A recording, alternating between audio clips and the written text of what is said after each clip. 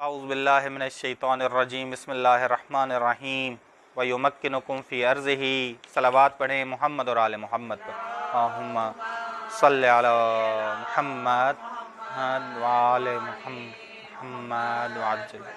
زیارت جامعہ کبیرہ کا درس نمبر 272 ہے کہ امام علی نقی علیہ السلام فرماتے ہیں کہ اے محمد اور آل محمد، اے اہل بیت علیہ السلام، وہ تمہیں اپنی زمین میں حاکم بنائے گا۔ زیارت جامعہ کبیرہ کا یہ فقرہ بیان کر رہا ہے کہ امام زمانہ کے ظہور کے بعد اہل بیت علیہ السلام کی وسیع حکومت ہوگی اور تمام انسان اہل بیت علیہ السلام کی حکومت کے سائے میں اللہ کی مادی اور معنوی عطاؤں سے، نعمتوں سے بہرامند ہوں گے۔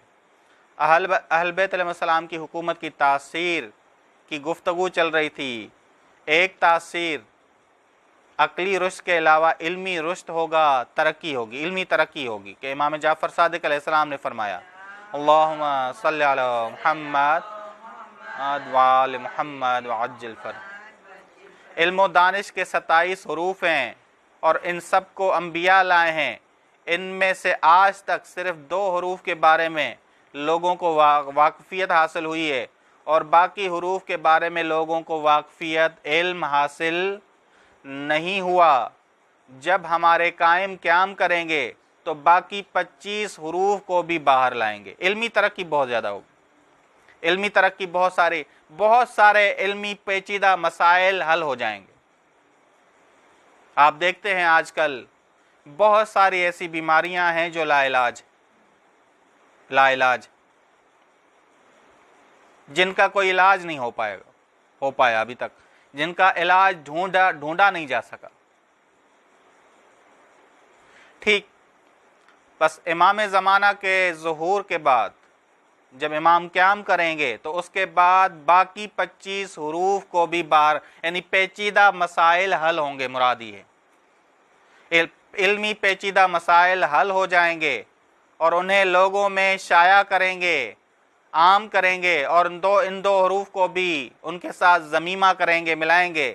مجموعاً لوگوں میں 27 حروف کی اشاعت کریں گے، یعنی پیچیدہ علمی مسائل حل ہو جائیں گے، لوگوں کے علمی پیچیدہ مسائل حل ہو جائیں۔ بس اس سے مراد ہے کہ اہل بیت علیہ السلام علمی مشکلات اور پیچیدگیوں کو ختم کریں گے۔ بس آج علم بہت ترقی کر گیا ہے اگرچہ، مگر کیا اب بھی معاشرے کی بہت ساری ضرورتوں کا علم جواب دہ ہے یا نہیں ہے؟ جواب دہ ہے۔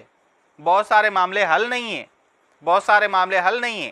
جب امام عصر، امام زمانہ ظہور فرمائیں گے تو تمام علوم آشکار ہو جائیں گے، تمام علوم آشکار ہوں گے اور لوگوں کی تمام مشکلات حل ہوں گی۔ اس کے باوجود کہ اسلامی حکومت اور معاشرے کی ذمہ داری ہے کہ وہ علمی ترقی اور علم کے ذریعے دیگر ممالک میں اثر و رسوخ پیدا کرنے کی کوشش کرے۔ بس امام زمانہ کے ظہور کے زمانے میں ایک اہم مسئلہ مادی اور معنوی علوم کی ترقی اور رشد اور بالغی ہوگی کہ یہ علم صرف ظاہری نہ مراد لیجیے گا کہ سائنسی ترقی ہوگی، بلکہ معنوی ترقی بھی ہوگی، یعنی علم اخلاق میں بھی لوگ بڑے آگے ہوں گے۔ بس صرف ظاہری سائنسی علوم تک محدود نہ کریے گا کہ سائنسی علوم لوگوں کے حل ہو جائیں گے۔ بس حکومت اسلامی ذمہ دار ہے کہ وہ علمی ترقی علم لائے جو امام زمانہ علیہ السلام لائیں گے۔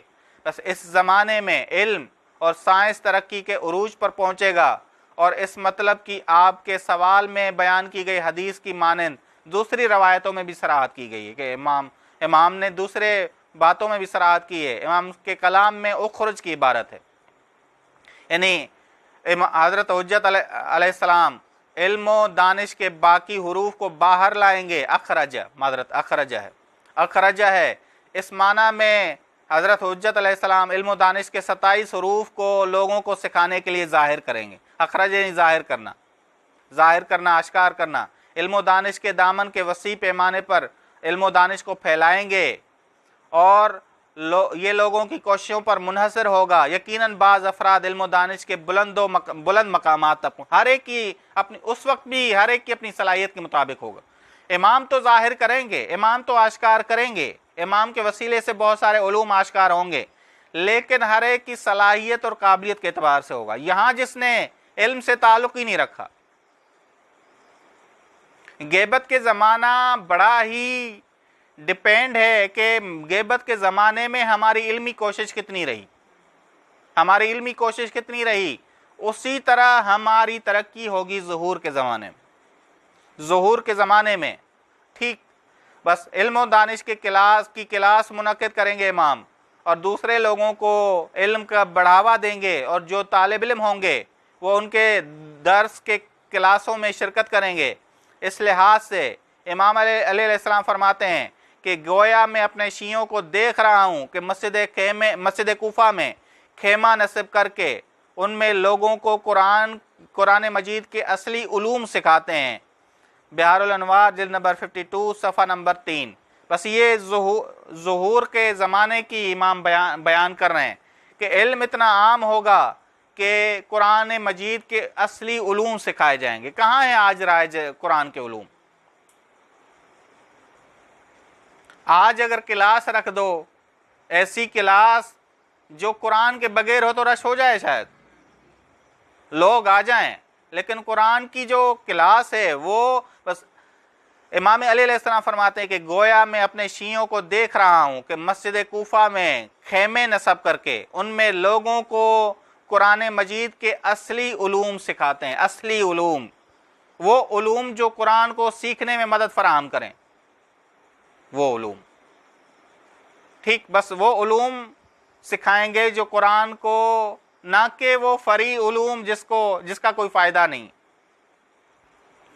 بس اس زمانے میں بھی ایسے افراد ہوں گے جو علم کی بلندیوں تک نہیں پہنچیں گے، کیونکہ ہر ایک کی اپنی اختیار پر ہوگا، کسی کو مجبور نہیں کیا جائے گا۔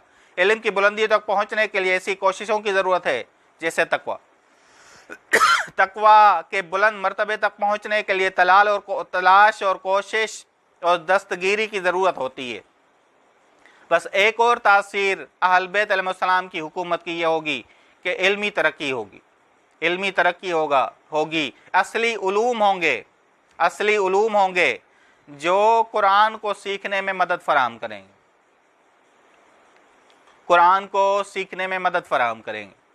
بس اصلی علوم ہمارے ہاں مشکل یہ ہے کہ وہ اصلی علوم سکھائے نہیں جاتے، اصلی علوم سکھائے نہیں جاتے۔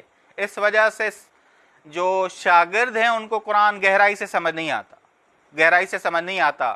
بس امام علی علیہ السلام بیان کرتے ہیں کہ ظہور کے زمانے میں علمی رشد ہوگا، ترقی ہوگی۔ اسی طرح امام جعفر صادق علیہ السلام، بس ابھی تک ہماری ترقی کتنی ہوئی ہے؟ 2 حروف کی، اور جب امام زمانہ آئیں گے تو کتنی ترقی ہوگی؟ 27 حروف کی۔ بس 27 حروف سے مراد کیا ہے؟ علمی پیچیدگیاں حل ہو جائیں گی، چاہے وہ علمی پیچیدگیاں ظاہری علوم میں ہوں، چاہے وہ معنوی علوم میں ہوں، علم اخلاق جیسے معنوی علوم میں ہوں یا ظاہری علوم میں ہوں، بہت سارے معاملے حل ہو جائیں گے۔ صلی اللہ علی محمد اہل بیتہ الطیبین الطاہرین، اللہم صلی علی محمد وعلی محمد